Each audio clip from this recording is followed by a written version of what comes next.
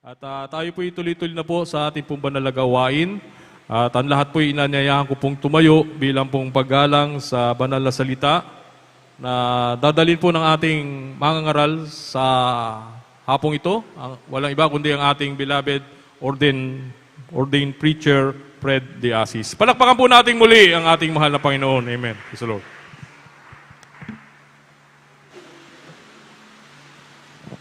God bless you po, beloved Brother Mayor, Kabara. Pwede natin malapin noon, tayo po'y manalangin. Hallelujah, hallelujah, praise the Lord. Hallelujah, hallelujah. Maraming salamat, malapin Jesus, sa iyong banal na Espiritu, yung pinadama sa amin sa hapon ito. Salamat, malapin Jesus, sa iyong kabutihan, sa iyong dakilang biyaya at pag-ibig. Hallelujah, hallelujah. Salamat, malapin Jesus, sa paglangis sa bawat bagay na pagsamba, mga pag-awitan, sa mga patutuo, sa mga awitin ng Jesus Finest, Generation Choir, langisan, mga tugtugan, instrumentalist, sa pagbibigay. Salamat po sa mga matatapat mo mga anak. Hallelujah. At sa pag-aaral salita ko magpala, sa ganakil ako magawa, umasalam ako sa inyo. So nang dalangin na ginagalang mga pastor. Bless us once again, Lord, through your word. At aming sinasaway lahat ko ng kaaway. I bind up of Satan in the name of Jesus. Di mo sa milipan doubts. Pasok us out right now in the name of Jesus. In the name of there is Jesus. Amen and amen. Hallelujah. Praise the Lord. Hallelujah. Praise the Lord.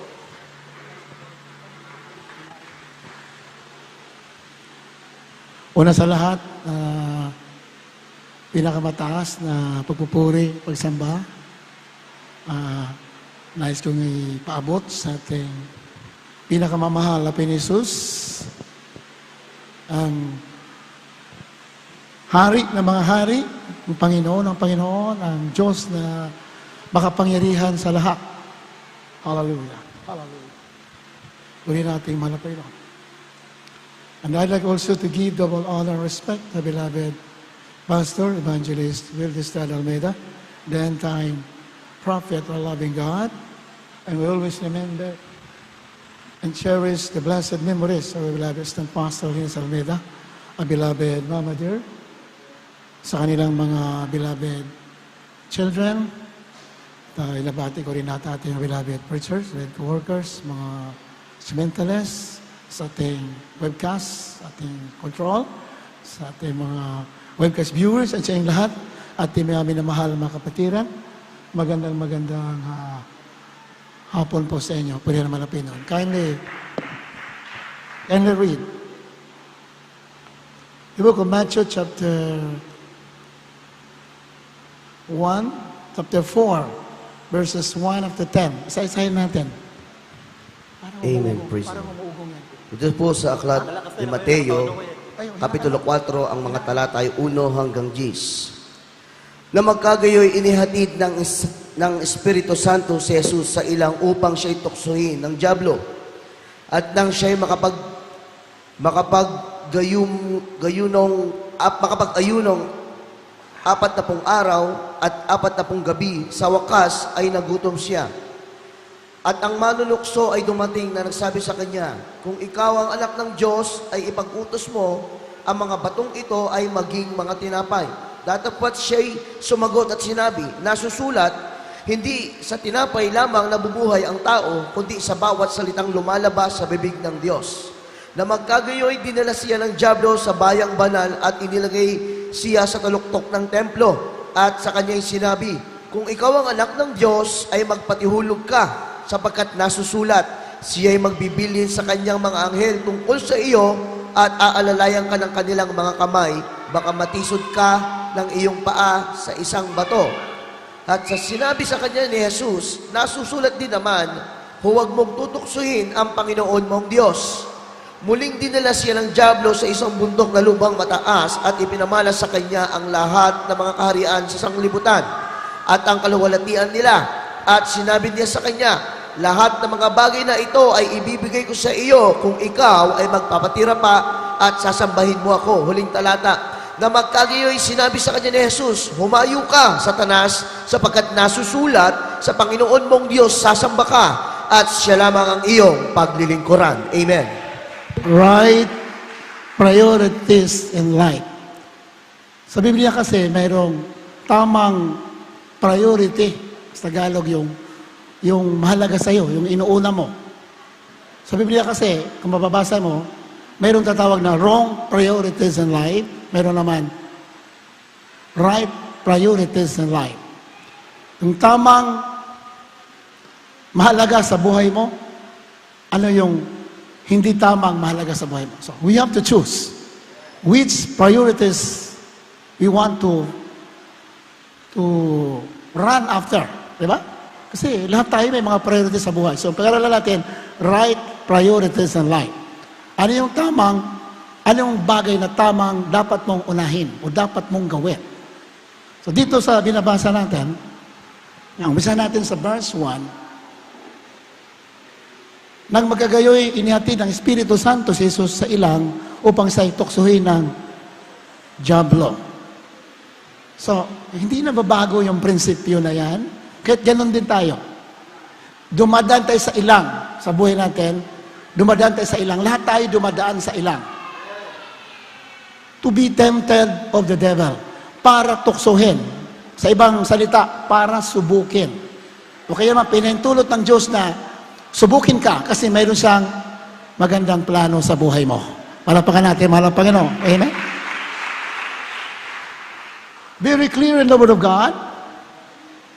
Ang magandang plano ng mahal ang Panginoon sa atin, hindi matutupad yan unless you have to go through the trials and temptation. Imposible matupad yung magandang plano ng Diyos kung hindi ka magpapasakop at haharapin mo mga pagsubok sa buhay. Ganyan sa Banal Sulatan. Kailangan maintindihan natin. Ayan. Espiritu Santo mismo nagdala ng mahal ang Panginoon. Ibig sabihin, sinadya ng mahal ang Panginoon ng Holy Spirit para tuksuhin siya ng dyablo. Verse 2, ano sabi siya? At ang siya'y makapag-ayunong 40 araw at 40 gabi, sa wakas ay nagutom siya. Tuloy. 3. At ang manunukso ay dumating at nagsabi sa kanya, kung ikaw ang anak ng Diyos, ay pag-utos mo na ang mga batong ito ay maging mga tinapay. Sa tapuan siya ay sumagot at sinabi, nasusulat, hindi sa tinapay lamang mabubuhay ang tao, kundi sa bawat salitang lumalabas sa bibig ng Diyos. The first temptation of the enemy is material. Tungkol sa kabuhayan. Huwag natin kalimutan yan. Unang pagtukso ng kaaway na pinakita yan sa Biblia, at yan ay sinulat yan para sa atin. Amen? Hindi sinulat yan para subukin ang mahal na Panginoon. Hindi kaya subukin ng Diyos. Siya magtatagumpay talaga. Kaya sinulat yan, kaya naganap yan for us to follow and understand paano maglingkod sa mahal na Panginoon. Amen? O, di ba? Nagutom siya kasi hindi siya kumain ng 40 days and 40 nights. Bago ang mahal na Panginoon ministry, bago sa rangaral, siya nag-ayuno muna ng 40 days and 40 nights. Pinagpala tayo, bago nangaral na pastor, ganun din, nag-ayuno muna ng 40 days and 40 nights. Kaya puro biblical dito sa atin. Hindi basta-basta ang nangangaral dito sa puna mga pastor. Lahat yan, nag-ayuno ng 40 days and 40 nights. Yan ang requirements sa Biblia. Before you go on with your ministry in preaching the gospel, parang pangangaral lang natin ay hindi salita lang, hindi kahit sa salita, kundi kapangyarihan, ang power makukuha sa pagpa-fasting and prayer. Amen? Bakit nakakaroon ng power ang fasting and prayer? Bakit ang Kristiyano na nagpa-fasting and prayer ay may power? Kasi pag hindi ka kumakain, malay ka nanalangin, namamatay yung makalaman natin mga pagkatao. Our sinful nature becomes very low. Bumabagsak yan. Pag tumataas ang makalaman natin na pagkatao, bumababa ang spiritual natin. Pero pag tumataas spiritual, bumababa yan. Kaya kailangan ng fasting and prayer para tumaas ang spiritual at bumaba yung makalaman. Kasi pag ang makalaman ang nangibabaw, hindi po sasama ang Diyos dyan. Because God is a holy God. God is spirit. Espiritu siya. Kailangan niya, siya ay mananahan lamang sa mga malinis na sisidlan. Sa Biblia, ang tawag po sa atin ay mga sisidlan. Sisidlan tayo. Mga Kristiyano, sisidlan. Anong sisidlan? Sisidlan tayo ng banal na espiritu. Ano sinasabi? O nawala yung ano natin. Sa ano tayo? Dito na lang tayo. Sa verse 3, ano sabi diyan? And when the tempter came to him, he said, If thou be the Son of God, command that these stones be made bread. I-monitor natin, nawala. Kung ikaw ang anak ng Diyos, kasi nag-ayuno siya ng 40 days ating malapinon. Kung ikaw ang anak ng Diyos, itong unang tukso sa kanya, utusan mo ang mga batong ito na maging tinapay. Anong sagot ng malapinon? Sa verse 4. But he answered and said, It is written, Man shall not live by bread alone, but by every word that proceeded out of the mouth of God. Nasusulat, ang sagot ng malapinon, ang tao hindi lamang mabubuhay sa tinapay, kundi sa bawat salita ng Diyos na lumalabas sa bibig niya. Ito ang mga priority ng mga tao sa mundo, yung mga hindi kilala ang mahal na Panginoon Jesus. Kilala lang sa pangalan, pero hindi alam paano sundin ang kalooban ng Diyos. Ang kanilang priority sa buhay talaga is mga bagay na material sa mundo. Number 1 halimbawa, ito mga Japanese. Sinamahal? Japanese, kilala natin na isang maunlad na bansa. Pero mayroon silang mga negatibong mga ugali. Ang Japanese, pag may problema sa material yan, nagpapakamatay sila.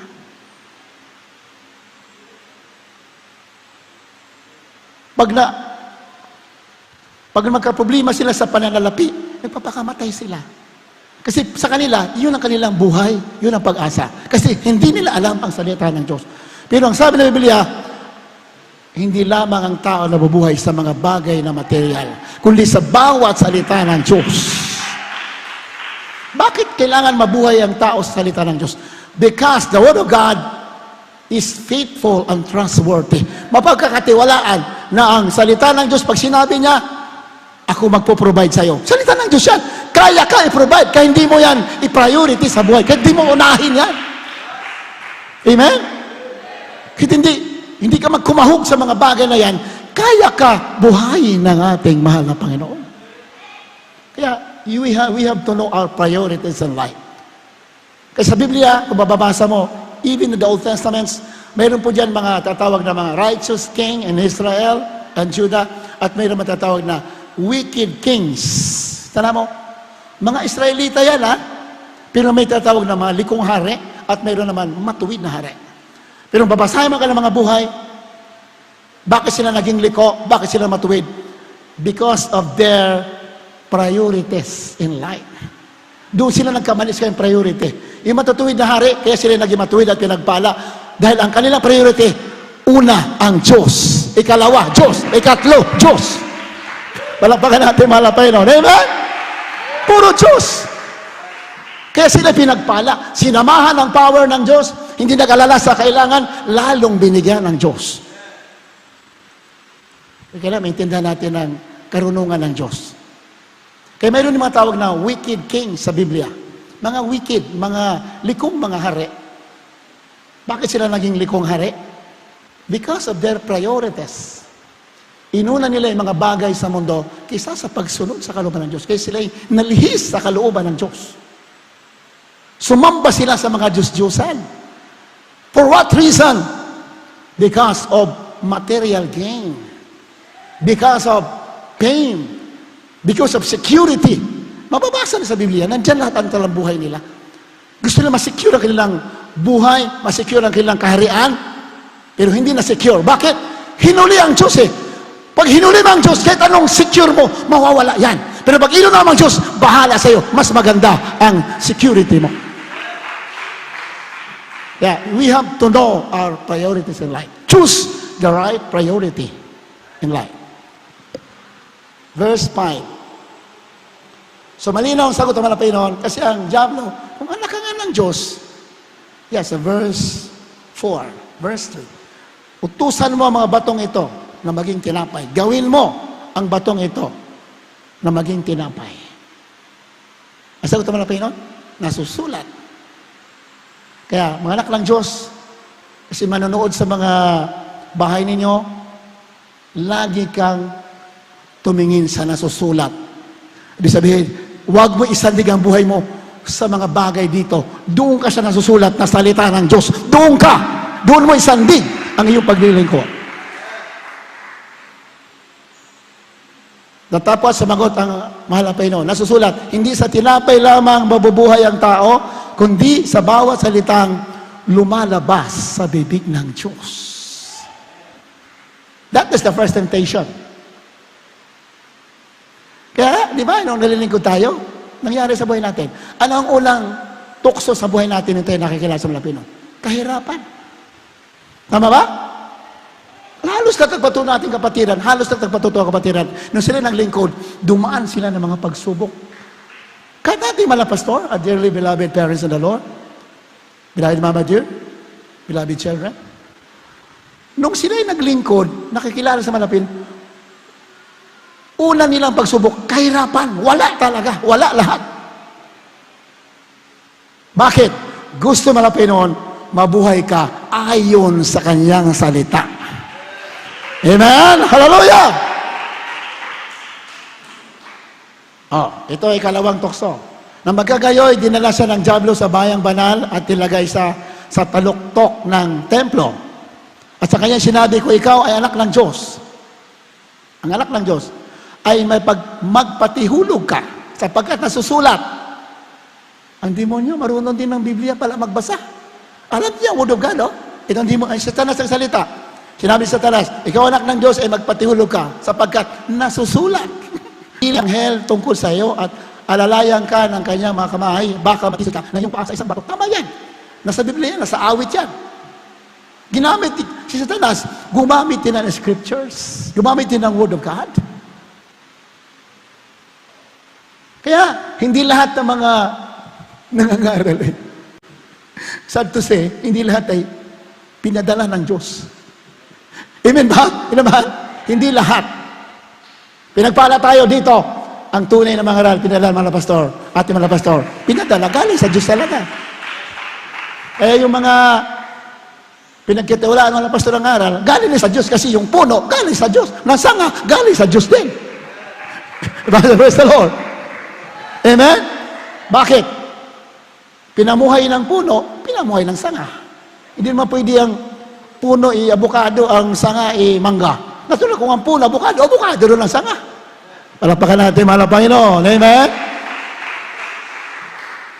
Magpatihulog ka, sabi ng kaaway. Sapagkat nasusulat, alalayan ka ng anghel. Di ba, tukso magpatihulog ka raw. Ba, inutusan pa, malapin mo magpakamatay. Total, ililigtas ka naman ng susulat, ililigtas ka. Kaya anak ka ng Diyos. Magpatihulog ka nga. Saan yan? Ayan. Verse 6. At sa kanya sinabi ko, ikaw ay anak ng Diyos, magpatihulog ka sapagkat nasulat. Say, ayun nga, alalay ka ng anghel. Anong sagot ng Malapino? Sa verse 7. Sinabi sa kanya ni Jesus, nasusulat din naman, huwag mong tuksuhin ang Panginoon mong Diyos. Alam mo na mapanganib, ay, ang Diyos ko naman mapanganib. Pakita ko sa mga tao ngayon, pasagasa ako, tingnan ko kung masagasaan ako. Alam mo na mapanganib yan para magpasagasa. Patay ka, sigurado. Hindi ka ingatan ng Diyos. Alam mo na masama magpasagasa Ba't lumukso ka dyan sa highway? Yan ang pagtutukso yan sa Diyos. Ang tao dyan, tinutukso natin ang Diyos. Alam mo na masama yan, ang Diyos mag-iingat, yung hindi mo sinasadya, iingatan ka. Pero, di ba, halimbawa, may lason dyan, may lason. Makikita nyo ako'y totoong Kristiyano, may lason, inumin ko. Patay ka, daspat. Alam mo na lason, ininom mo. Pero hindi mo alam na lason na inom mo, hindi ka, iingatan ka na malapino, hindi ka mapapahamak. Alam mo na lason, ininom mo, hindi ka ililigtas ng Diyos. Tinukso mo ang Diyos. Di ba? Nakita nyo sa YouTube, nakita ko nung araw Mayroon isang nangangaral, pastor. May daladalang ahas, nakita nyo? Nakita ko sa YouTube. Ang laki ng ahas, makamandag. Ayaw, nakita niyo, matagal na, mga ilang taon nakalipas, nakita ko. Sabi niya, hindi, sabi na sa Biblia, hindi raw tatablan ng ahas. Ginamit si Marcos 16. He shall take up serpents. Hindi daw sila masasaktan pag hinawakan yung ahas. Hinawakan yung ahas habang nangangaral. Tinagat, patay. Nahilo sa agad, inalalayan. Tapos nabalitaan, ilang araw, ilang minuto lang, patay yung pastor. Alam mo na mga kamandag yan? Ba't hinawakan mo? Dinala pa sa pulpito. Ang tawag dyan, pagtutukso sa Diyos. Alam mo na mapanganib, layuan mo. Kung hindi mo sinasadya, iingatan ka ng ating mahal na Panginoon. Parang yung tinuturok ngayon. Diba? Ayan, tinuturok. Okay lang yan, maganda yan. Maganda yan.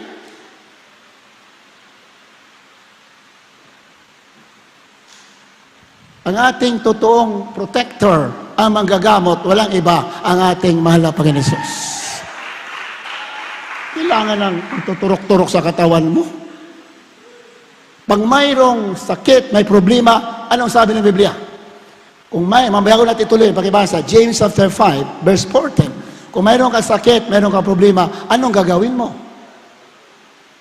Kaya dito tayo sa Word of God, Santiago 5:14. Mamaya, ituloy natin yan yung Matthew chapter 4. Ano sabi dyan?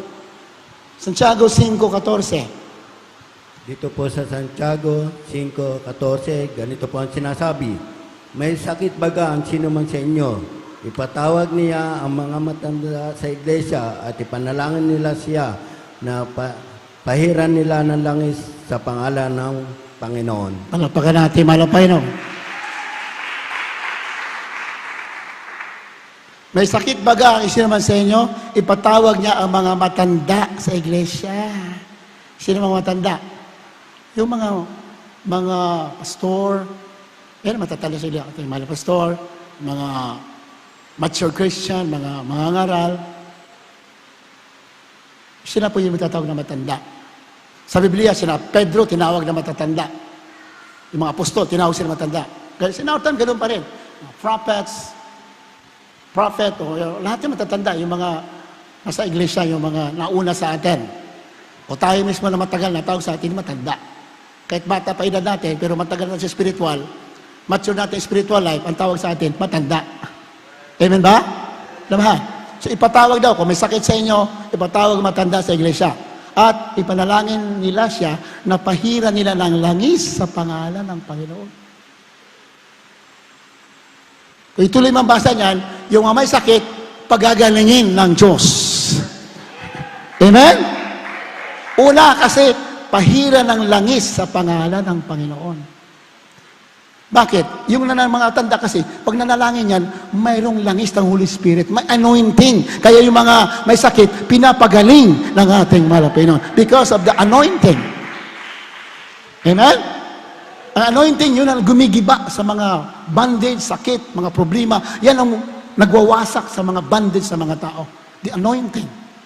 Yan ating mga pastor, bago magkrusada, katakot-takot sa fasting and prayer. Why? Para yung anointing, yun ang magwawasak ng lahat ng kasamaan sa mundo. Amen? Pwede natin mga Panginoon.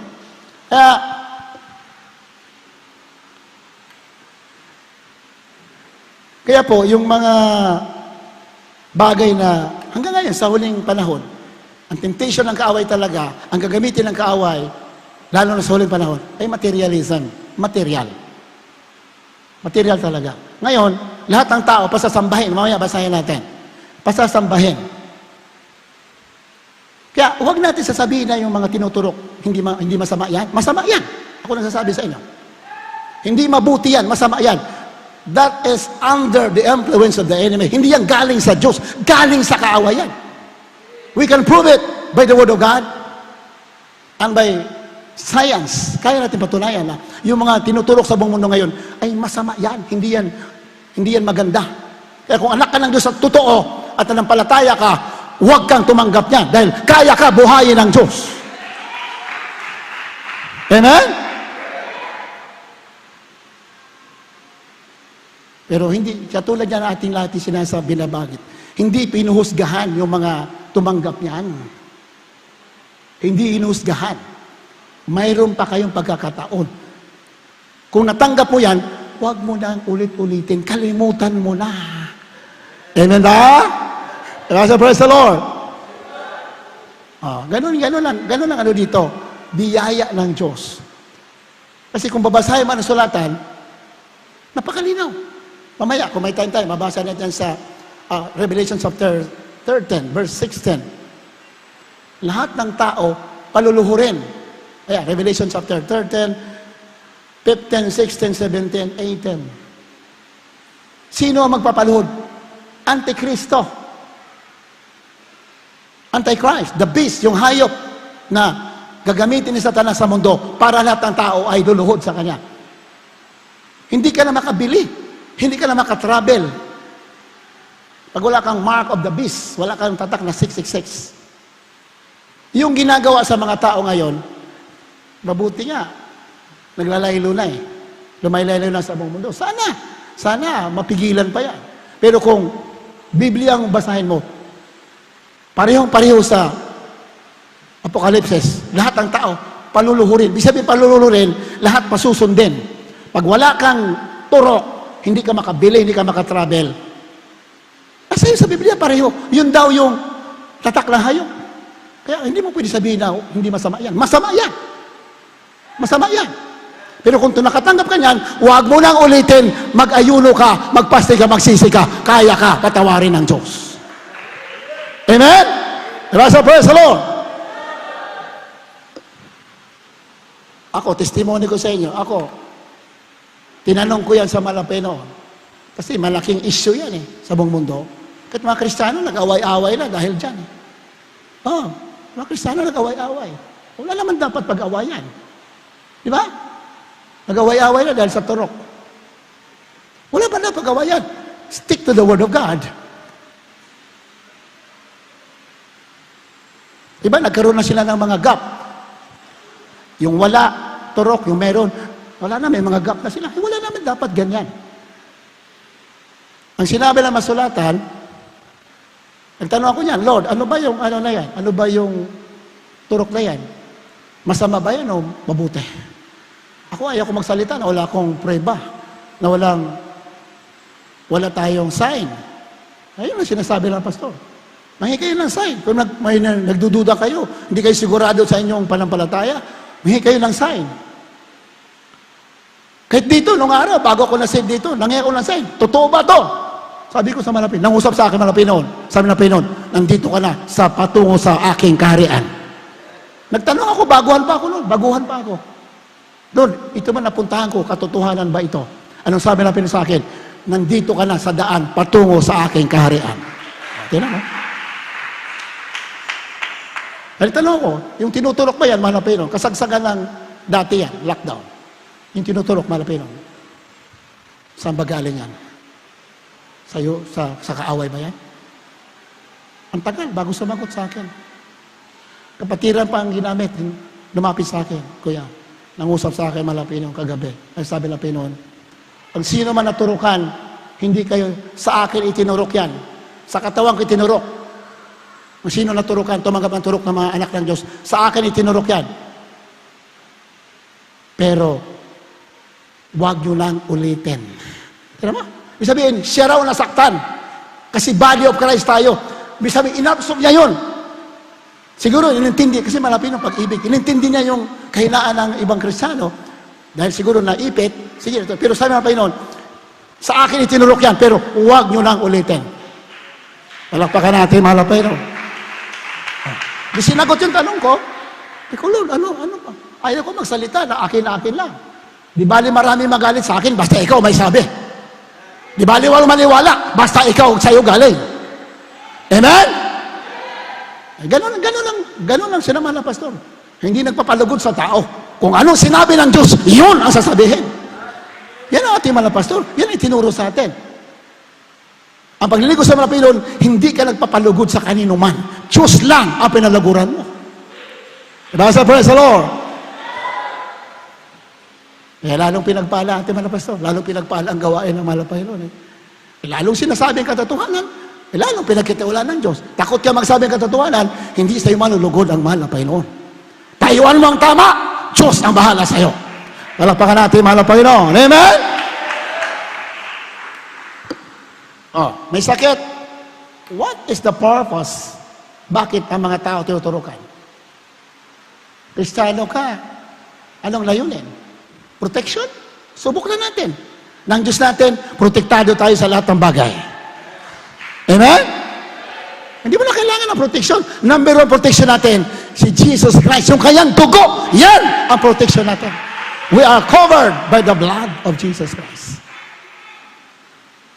Pero, we don't judge, we don't condemn anybody. Kasi anak ng Diyos yan. Ang sinabi lang ng Pinoon, huwag mo lang ulitin. Di ba? You fast and pray. Pero huwag mo na ulitin. Ganun yan. Kung natukso ka, salamat sa mga Pinoon, marami ang Kristiyano, tumatayo talaga. Kung ikaw na may natukso dyan, pinagpala ka pa rin. Yan, still a chance. Magpatuloy ka, magsisi ka, then, tuloy pa rin ang kaligtasan natin. Palapakan natin, mahal na Panginoon. Amen? Kaya nga, huwag tuksuhin eh. Ayan sinabi, magpatihulog ka kung ikaw anak ng Diyos. Sabi na Panginoon, do not tempt the Lord thy God. Huwag mong tuksuhin. Alam mo na mapanganib yan. Alam mo na pag nagpatihulog ka, mapanganib yan, bakit gagawin mo? Hindi sumunod naman ang Panginoon kay Satanas. Sige, anak ka ng Diyos, magtubog, sige, magpatihulog ka nga. Parang ganoon din sa panahon natin.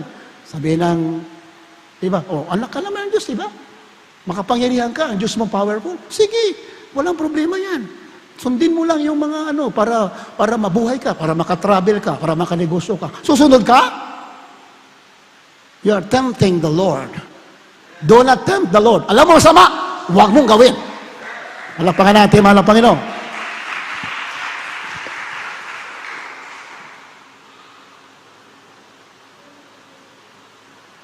Dinala sa doon sa bundok. Ikatlong temptation. Mukhang di tayo matatapos, minamahal eh. Ilang bersiko pa lang, 30 minutes na eh. Mukhang di tayo matatapos, tuloy natin sa Friday. Ikatlong temptation, dinala siya, verse 8, sabi niya, muling dinala siya ng dyablo sa isang bundok na lubhang mataas, at ipinamala sa kanya ang lahat ng mga kaharian sa sanlibutan at ang kalulhatian nila. At sinabi sa kanya, lahat ng mga bagay na ito ay bibigay ko sa iyo kung ikaw ay magpapatira pa at sasambahin mo ako. Ganyan ang demonyo. Gusto ng Satanas, mayroong susunod sa kanya. Sa Biblia, worship and follow the Lord, the Satan is the same. Worshipping and following is the same. Ang pagsunod at pagsamba ay pareho lang ang meaning sa Biblia. Gusto ng Satanas, maraming susunod sa kanya para maraming sasamba sa kanya. Di ba? Ibibigay ko sa lahat ang mga kayamanan sa sanlibutan, sabi ni Satanas. All the glory of the nations in the world, I will give it to you. Pag sinabing glory, the riches of the world. Sa isang translation, I will give you all the riches of the world. Just follow me and worship me. Sundin mo lang ako. Yeah? Kilala niyo yung mga billionaires sa mundo? Kilala niyo? I-research niyo. Lahat sila sumasamba sa mga satanism sila lahat. Saligsigin niyo ang mga buhay ng mga billionaire. Lahat sila satanism. Ang sinasamba ni Satanas. Kaya sila'y pinayaman. Ito ang Biblia. Sumunod kay Satanas, payayamanin ka. Pero, ang kaluluwa mo, buhay ka pa, sinusunog na sa impyerno. Tayo, di bali tama-tama lang, basta ang langit naghihintay. Hallelujah! Praise the Lord! You choose. Anong pipiliin mo? Bilyonaryo ka, pero sinusunog ang kaluluwa sa impyerno? O kaya'y ordinary ka lang, pero tagalangit ka? Choose! Pumili ka! Dito na ako! Kahit mahirap pa ako, basta ako ipupunta sa langit. Yan ang wise. Yan ang wise sa Biblia. Pero mga Kristiyano sa Biblia, mga anak ng Diyos sa Bible, na inuna ang Diyos, naghirap ba sila? Naghirap ba? Hindi. Hindi sila pinabayaan. Pinagpala sila ng ating malapino. So titingnan malapino, yung decision natin, yung priority. Pag nakita ng Diyos na, siya talaga, kahit ano mangyari, doon ka palang pagpapalain. Malapakan natin, malapakan. Susubukan ka muna. Kailangan makapasa ka sa trials. Pag nakita ng Diyos, ikaw lang, siya lang talaga. Kahit na, nasubasob ka na, ayan na, wala ka nang matirahan, wala na, naghirap ka na, nagutom ka na, nalakad ka na lang, pero Diyos pa rin ang sayo.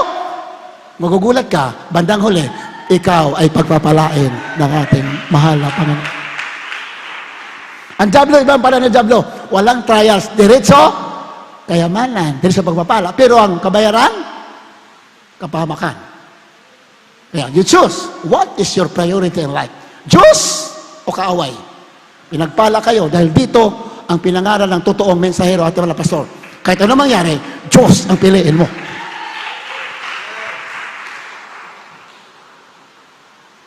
Ayan. 9. Sa verse 9, sabi niya, at sinabi sa kanya ni Satanas, lahat ng mga bagay na ito ay ibibigay ko sa iyo. Yan ang alok, ha? Yan ang alok. Kung ikaw ay magpapatira pa at sasambihin mo ako. 10. Nang magagayon sinabi sa kanya ni Jesus, humayo ka sa talas, sapagkat nasusulat, sa Panginoon mong Diyos sasamba ka at sa lamang ang iyong paglilingkuran. Napakalinaw sa Biblia. Wala ka ng ibang susundin. Masubasog ka man, madapa ka man, kahit ano man mangyari sa iyo, siya lang susundin mo dahil siya ang may-ari ng lahat ng bagay. Sa Kanya ka lang sasamba. Kung sa Kanya sasamba ka sa kaaway, mayroon kang temporary na kayamanan, pero ang kapalit, kaluluwa mo. Kaya mamimili tayo. Amen ba? Pero kayo, naturuan na kayo natin mga pastor. Alam nyo na, this is just a reminder to everyone. Huwag kang pipili sa gawa ng kaaway. Kahit anong mangyari, piliin mo ang Diyos na buhay na tagapagligtas. Hindi natin natapos na mahal. So, isang talata na lang. Acts chapter 16 verse 16 up to 19. Kindly read. Gawa 16 hanggang 19.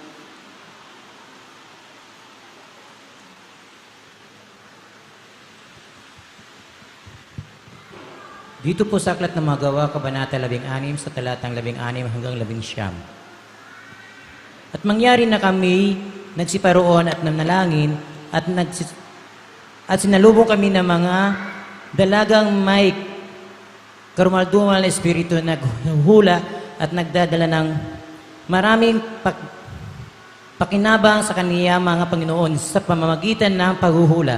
Siya ay sumusunod kay Pablo at sa amin at nagsisigaw at sinasabi, mga alipin ng kataas-taasang Diyos, ang mga taong ito na nagsisipangaral sa inyo ng daan ng kaligtasan.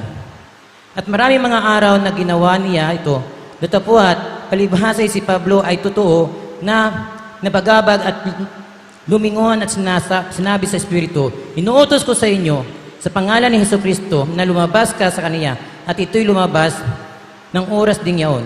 Datapwat kung makita ng kaniyang mga Panginoon na wala na ang inaasahan nilang pakinabang, ay hinuli nila si Pablo at si Silas at kinaladkad sila sa pamilihan sa harapan ng mga may kapangyarihan. Balik natin yan sa 16. Ayan, o. A certain damsel possessed, sa English, with a spirit of divination. Isang dalaga na possessed ng demonyo, masamang spirito, divination. Ayan. Sumusunod kina Pablo kaysa Silas. Sa mga apostol, si Pablo Silas. Sinalubong sila ng dalagang yun na karumalduman ng espiritu ng panguhula. Demon possessed yung babae. At nagdadala ng maraming pakinabang sa kanya mga Panginoon sa magitan ng panghula. Mayroon siyang amo na nag-uutos sa kanya, gawin mo to. Kumikita siya ng malaking pera, yung amo. Pinagkakitaan nila. Hanggang ngayon, maraming gumagawa ng ganyan. Pumunta ka nyo sa Quiapo. Marami ng hula doon, may bayad. Yan ay galing sa kaaway. Gawa ng kaaway. Sa sumusunod kay Pablo at sa amin at nagsisigaw na sinasabi, mga alipin ng kataas-taas ng Diyos ang mga taong ito na nagsisipangaral sa inyo ng daan ng kaligtas. Marunong, alam kung sino sina Pablo, alam, kilala niya. Tama, sina Pablo ay tunay na mga lingkod ng kataas-taas ng Diyos. Tama yung sinabi. Pero hindi natuwa si Pablo. Kahit nang tama yung sinabi, hindi natuwa si Pablo. Ang gusto ni Pablo, approval ng Diyos, hindi approval ng tao. Lalo na approval ng kaaway. Amen? Ayan. Ano sa 18, ano sabi niya? At maraming mga araw na ginagawa niya ito. Sunod kanina yung demon possessed na babae, sinusundan sila. Yun ang sinasabi. Ito, mga lingkod ng Diyos ito. Ang katastakas ng Diyos. Nangangaral sa inyo ng daan ng kaligtasan. Tama. Natapat, alibhasa si Pablo ay totoong nabagabag. Sa English, ano sabi dyan?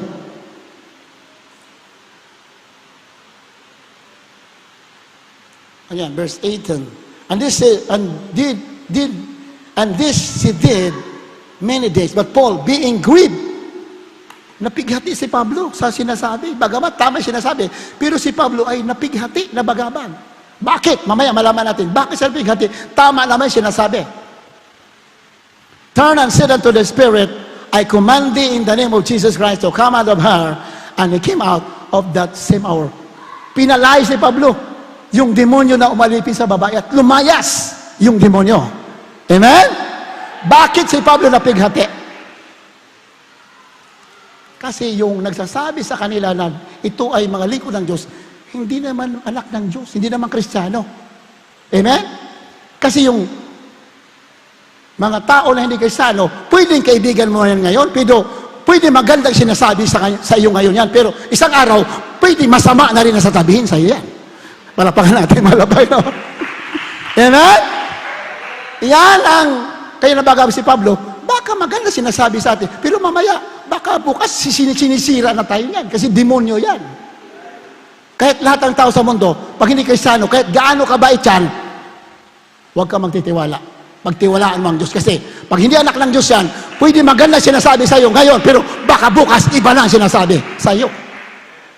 Amen ba? Yun lang ano ni Pablo. Kaya pinalayas siya kasi bagamat tama sinasabi, hindi siya natuwa kasi pwede pinipuri sila ngayon, pero bandang huli, pwedeng kaaway nila yan. Tama talaga. Kaya lahat ng mga tao sa mundo, lahat ng mga, kahit sino pa yan, kahit presidente pa yan, pag hindi totoong Kristiyano yan, walang espiritu ng Diyos yan, pwedeng magandang pakisama sa iyo, pero isang araw, pwedeng kalaban mo yan. Kaya sa Diyos ka lang talaga magtiwala. Palakpakan natin, mahal na Panginoon. Amen? Ang kaibiganan mo, ang mahalin mo, ang tunay na kaibiganan mo, yung anak ng Diyos. Dahil yan ang tunay na tapat sa iyo. Dahil anak ng Diyos yan, kapareho mo espiritu. Pero hindi naman natin kaaway yung mga taong walang hindi Kristiyano. Kaibigan natin sila. Paano pakipagkaibigan sa kanila? Pangaralan natin sila ng Ebanghelyo. Let us preach to them the gospel, ang pag-ibig ng Diyos, para sila lumaya mula sa masamang gawa, lumaya sa pagkaalipin ng masamang espiritu, at maging katulad ninyo, maging bagong Kristiyano na wala na sa masamang bisyo, masamang ugali, masamang pagkatao. Siya'y mabautismo sa pangalan ni Jesus, at siya'y mapalaya ng pag-alipin ng kaaway, at siya'y maging tunay na anak ng Diyos, tagapagmana ng buhay na walang hanggan. Amen? Kaya ganun tinuro sa atin, mga pastor.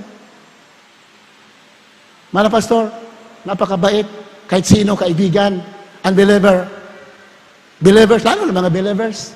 Pero, ang sinasabi ng pastor, katulad sinabi ni Pablo, pag hindi Kristiyano yan, kahit sino pa yan, isang araw, pwedeng gamitin ng kaawayan to destroy you. To destroy your character, pwedeng gamitin ng kaawayan. Kasi hindi Kristiyano yan.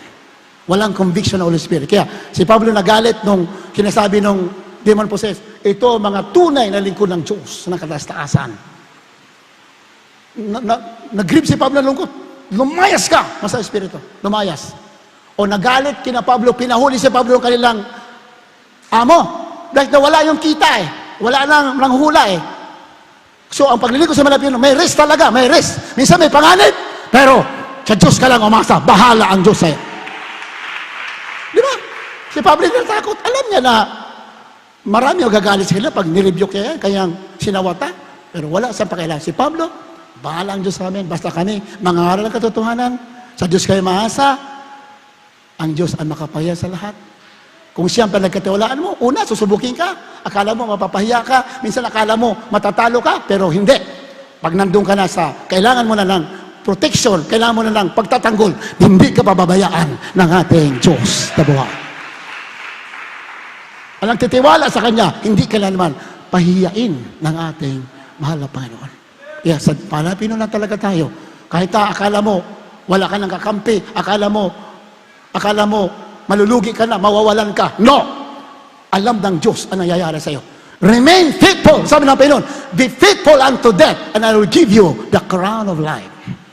Di ba sinabi ng Panginoon? Maging tapat ka kahit hanggang kamatayan, at bibigay ko sa iyo ang korona ng buhay. Pero pag nandito ka na sa totohanan, kahit kamatayan, hindi ka kaya talunin yan. Ililigtas nga tayo ng Diyos buhay eh. Amen? Dadagiting buhay. Kaya na mahal, minsan mapakasakit ng katotohanan, but we can do nothing against the truth, but for the truth. Minsan masakit ang katotohanan, pero tanggapin natin. Masakit. Minsan may mga trials sa paglilingkod, hindi nawawala yan, pero stick to the truth. Stick to our Lord Jesus Christ. Manatili ka sa tapat sa Malapinod. At isang araw, ikaw ay itataas at pagpapalain ng ating mahal na Jesus. Katulad natin, mahal na pastor, nalipusta lang na marami. Di ba? Madami kong patutuon sa inyo. Di ba? Nagsalita mahal na pastor, inagawa pa ng microphone ng isang milyonaryo na may sariling mga church, may sariling mga pastor. Bakit? Ang sinasabi ng pastor, iba na doctrine. Ang sinasabi ng doctrine, mahal na pastor, katotohanan. Ito mga pastor naman na mga bayaran, binubula yung milyonaryo na may-ari ng church para bigyan ng pera. Magaling mga pastor, iba sinabi, isa lang ang Diyos. Sabi ng mga pastor, tatlo ang Diyos. Kaya nung pagtayo mga pastor, inagawan siya ng mic nung milyonaryo. Ano nangyari? Mga pastor, umuwi, naglakad, umiiyak, nagpupuri sa mahal ng Panginoon. Pero bandang huli, binaliktad. Yung milyonaryo, naghirap, nanghihingi sa ating mahal na pastor. Palapakan natin, mahal na Panginoon. Napakapalad natin na mayroong tao ng Diyos na tunay na sumunod no matter what. Kaya nga tayo pinagpala, ang pamilya mga pastor pinagpala because of the faithfulness natin mga pastor. Kahit napahiyain, basta sasabihin ang katotohanan. Bakit? Ang mahalaga, kaligtasan at buhay na wala hanggan. Habang tayo maawit, hallelujah. Kaya tayo manapay lang.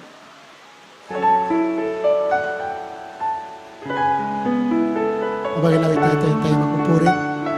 Hallelujah. Hallelujah.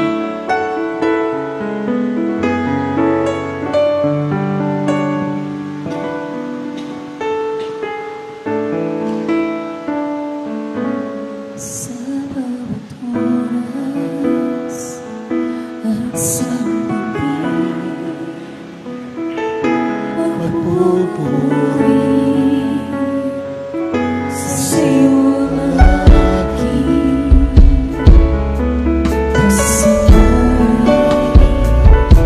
Mananatili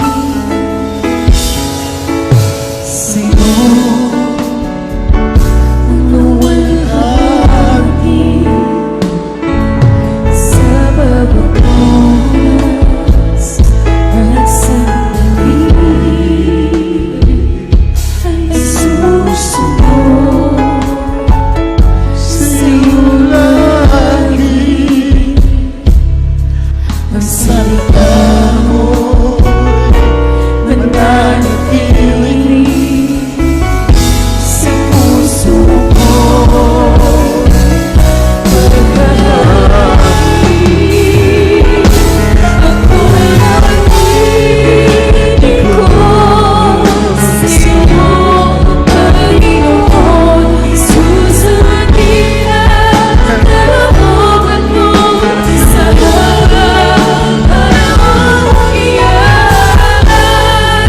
Aking ang buhay sa iyo, Panginoon, upang ang bawat sandali ay maging iyong panahon.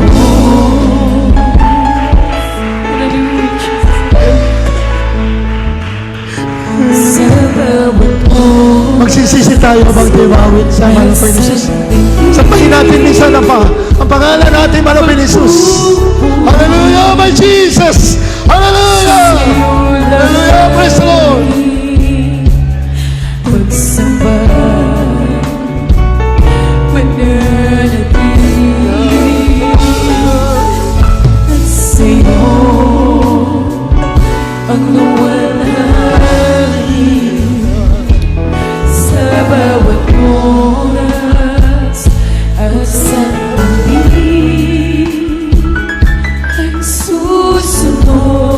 Lagi tayong susunod sa malapit. Magsisisi tayo. Pagsisihan natin ating mapagkakamali. Pag-alinlangan sa malapit, no? Magsisi tayo. Buhay ang Diyos natin. Hallelujah! Praise the Lord! Sa puso ko'y maghahangin. Ako'y maglilingkod sa'yo, Panginoon. Susundin ang kalooban mo sa habang panahon ay maging ang buhay sa'yo, Panginoon. Upang ang bawat sandali ay magiging iyong panahon. Ako'y maglilingkod sa'yo, Panginoon. Susundin ang kalooban mo sa Jesus! Hallelujah! Praise the Lord! buhay sa'yo, Panginoon. Papuri tayo, minamahal. Galing sa kapuso natin. Sabay natin ang Panginoon Jesus. Ay magiging panahon. Ako'y maglilingkod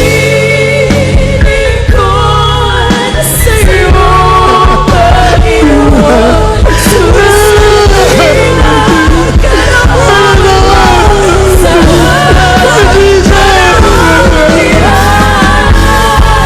maging ang buhay Panginoon.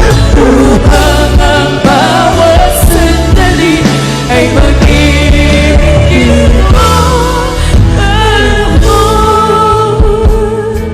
Sa bawat oras at sandali Forgive us our sins, O Lord. Forgive our iniquities. Forgive our iniquities of my sins, O Lord. In the name of Jesus. Hallelujah. pagsambay mananatili sa'yo ang luwalhati sa oras at sandali ay susunod sa'yo lang.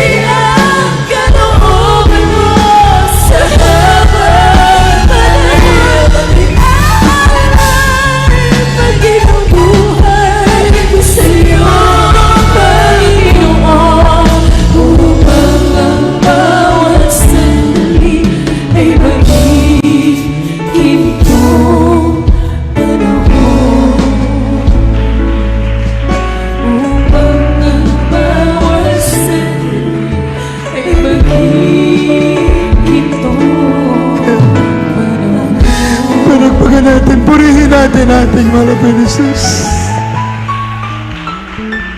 Napakabait na Diyos. Minsan, hinuhuli natin siya. Inuuna natin ang mga sarili natin. Pero napakabait na mahal na Panginoon. Hinihintay tayo na bumalik sa Kanya. Hallelujah!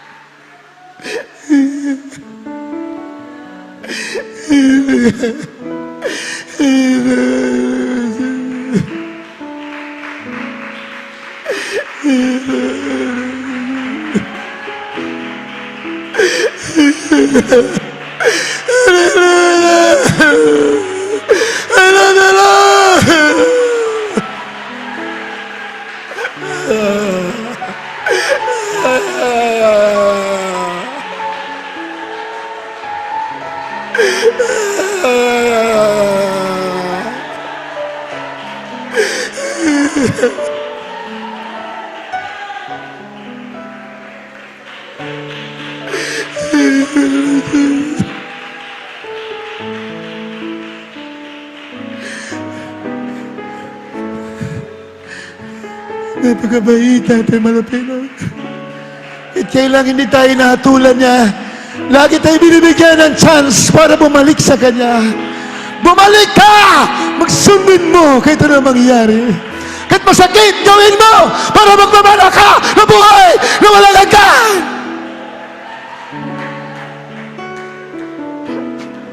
Hindi kaya bayaran ng lahat ng kayamanan sa mundo ang buhay na walang hanggan sa langit, sa piling ng ating mahal na Panginoon Jesus. Kaya maglilingkod ka. Huwag mo ibigin ang mga bagay dito. Kung mayroon kang material, gamitin mo para sa kalalatian ng Diyos. Huwag mo ibigin yan. Ibigin mo ang Diyos higit sa lahat. Hallelujah. Hallelujah. Binigay lahat ng malapay noon. Pinakita sa atin paano ang totoong pag-ibig. Buhay binigay sa atin. Kahit lahat ng bilyon sa mundo, hindi kaya bayaran ng dugo. Ganito. Hindi. Ang purpose natin, pag-ibig sa mga tao. Dahil ang mga tao, lahat ng tao ay iniibig ng Diyos. At maniligtas lamang sila through the preaching of the gospel of Jesus Christ na pinangunahan ng ating mahal na pastor. God bless you so much. Huwag po tayo mabsent kung walang mabigat na dahilan. Tuloy-tuloy po tayo na mahal. Kaya, alam natin na we are in the end times. Huwag po tayo magpadaya sa kaway. Huwag talaga. Huwag tayo magpadaya. Tuloy-tuloy tayo. Tuloy-tuloy tayo. Ang paglilingkod sa Malapinon, hindi po sa mga bagay dito. Ang paglilingkod sa Malapinon, puro bagay na pang-espiritual. Hindi po masama, may material ka. At ay, kahit di natin hingin yung mga bagay na material, kusa yan dinaragdag. Kusa pinuprovide ng Diyos kasi alam niya, kailangan natin yan. Kung kinakukulangan ka, mahingi ka sa Biblia. May problema tayo, mahingi tayo sa Malapinon. He is the greatest provider. Bahala sa mag-provide. Manalangin ka. Ganun na Malapinon. Yan naman, tayo dumako na sa atin.